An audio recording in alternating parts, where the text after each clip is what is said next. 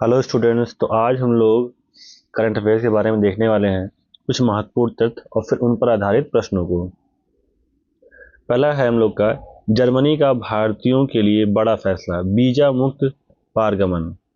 तो खबर क्या है इसमें, कह रहे हैं जर्मन चांसलर फ्रेडरिक मर्ज की भारत यात्रा के दौरान जर्मनी के भारतीय पासपोर्ट धारकों के लिए वीजा मुक्त पारगमन सुविधा की घोषणा की है। मतलब बिना वीजा के हम लोग अब यहाँ पे आ जा सकते हैं। महत्व क्या है कि अब भारतीय यात्री बिना ट्रांजिट वीजा के जर्मनी के हवाई अड्डों के माध्यम से अन्य देशों की यात्रा कर सकेंगे। इसके अलावा भारत और जर्मनी के बीच रक्षा और हरित ऊर्जा सहित लगभग 19 समझौतों पर हस्ताक्षर हुए। दूसरी न्यूज है, UIDAI ने लॉन्च किया आधार शुभांकर, है ना, जिसका नाम है उदय। खबर क्या है, भारतीय विशिष्ट पहचान प्राधिकरण ने अपनी सेवाओं को अधिक नागरिक अनुकूल बनाने के लिए एक नया शुभांकर उदय पेश किया है। कह रहे हैं उदय आधार से जुड़ी तकनीकी समस्याओं और सेवाओं के बारे में लोगों को जागरूक करेगा। यह डिजिटल इंडिया के तहत एक बड़ा कदम है। और तीसरी न्यूज है, DRDO का सफल परीक्षण MPATGM मिसाइल। तो रक्षा अनुसंधान और विकास संगठन DRDO ने महाराष्ट्र के अहिल्या नगर में man portable anti tank guided missile का सफल परीक्षण किया। इसकी खासियत ये है कि यह मिसाइल पूरी तरह से स्वदेशी है और इसे एक सैनिक आसानी से उठाकर टैंकों को नष्ट करने के लिए इस्तेमाल कर सकता है। तो यहाँ पे थोड़ा DRDO के बारे में जान लेते हैं।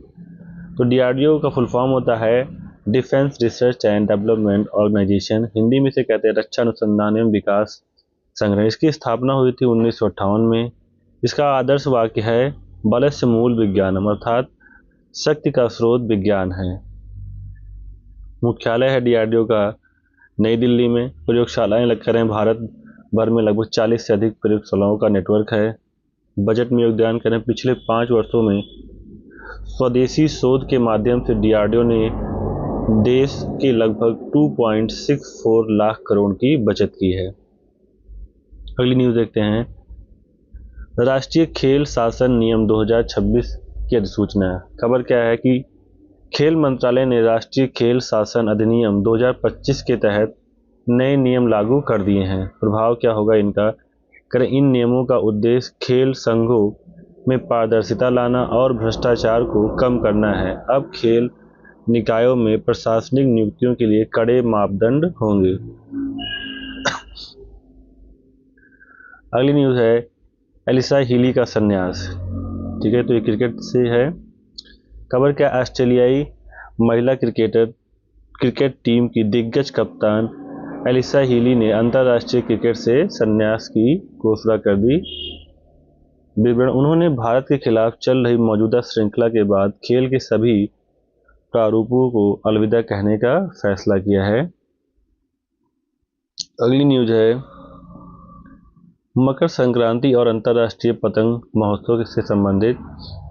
खबर क्या है कि आज मकर संक्रांति के अवसर पर अहमदाबाद गुजरात में अंतर्राष्ट्रीय पतंग महोत्सव 2026 का औपचारिक शुभारंभ हुआ। विवरण, इसमें 50 से अधिक देशों के पतंगबाज हिस्सा ले रहे हैं। यह पर्यटन और संस्कृति के दृष्टिकोण से महत्वपूर्ण है। अगली न्यूज है, प्रसार भारती में क्रिएटर कॉर्नर की शुरुआत।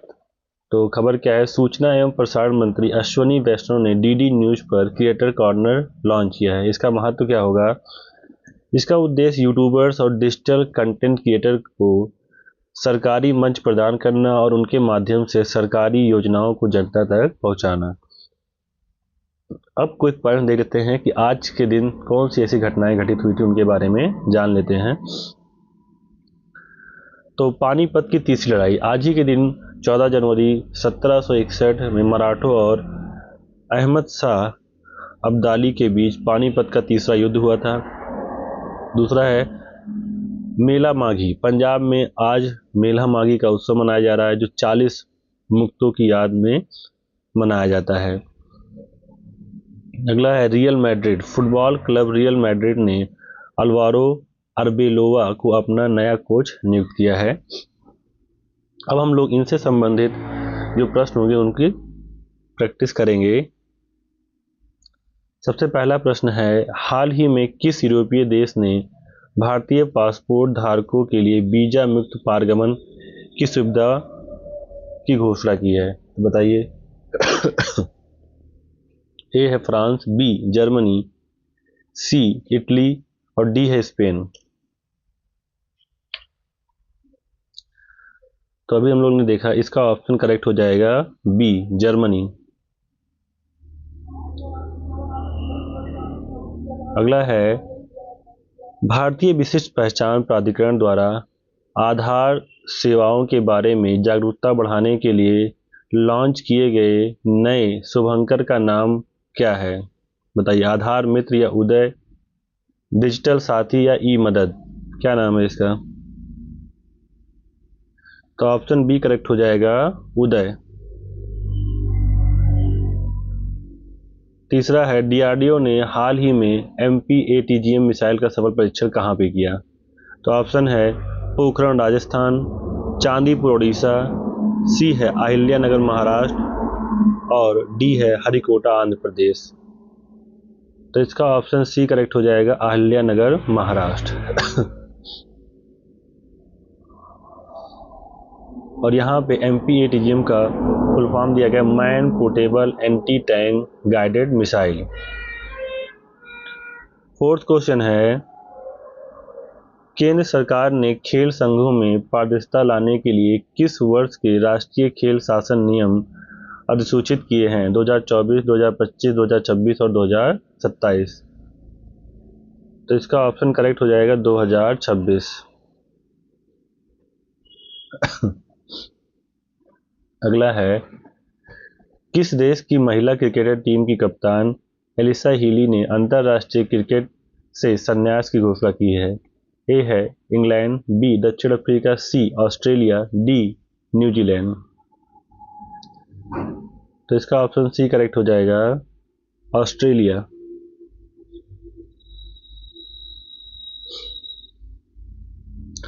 अगला है, अंतर्राष्ट्रीय पतंग महोत्सव 2026 का आयोजन किस शहर में किया जा रहा है? ए है जयपुर, बी अहमदाबाद, सी भोपाल, डी वाराणसी। तो इसका ऑप्शन बी करेक्ट हो जाएगा, अहमदाबाद।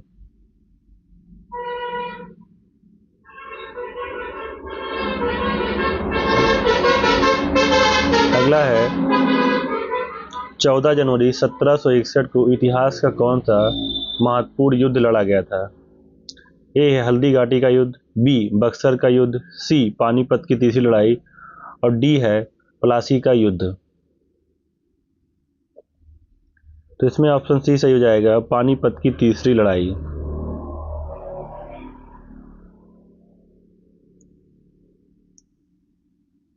और अगला है, डिजिटल कंटेंट क्रिएटर को बढ़ावा देने के लिए प्रसार भारती ने कौन सा नया सेगमेंट लॉन्च किया है? ए है digital hub, B creator corner, C युवा शक्ति और डी है न्यूज मेकर्स। तो इसका बी ऑप्शन करेक्ट हो जाएगा, क्रिएटर कॉर्नर। ठीक है, क्रिएटर कॉर्नर।